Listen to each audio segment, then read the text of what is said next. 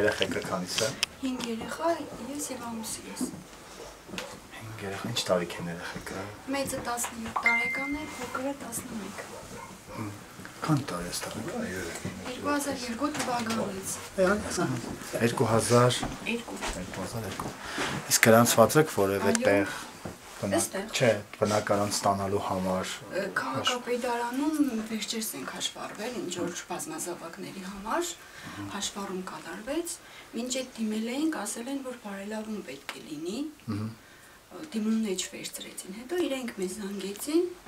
գնացինք հաշվառվեցինք։ Ոստես պայմանները երեխեքն էսը քնին հանես սենյակը, բայց ինքը բավական ցուրտ է սենյակը։ Չէ, կնա։ Վարվում ենք, չէ։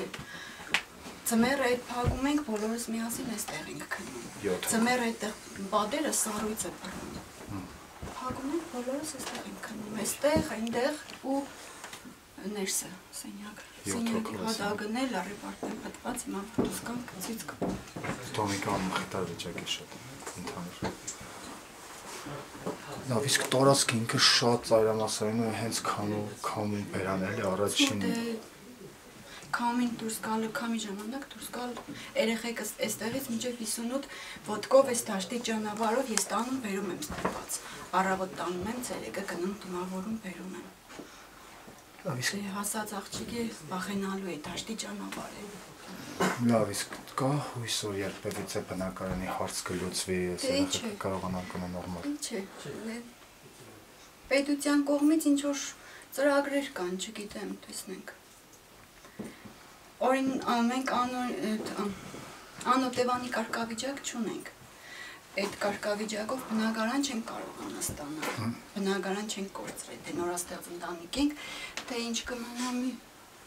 որևէ տեղից չգիտեմ, մի բան դել արդեն չգիտեմ։ Հորդ, մենք դες շատ լավ լուրենք, դուք վաղվանից բնակարան եք։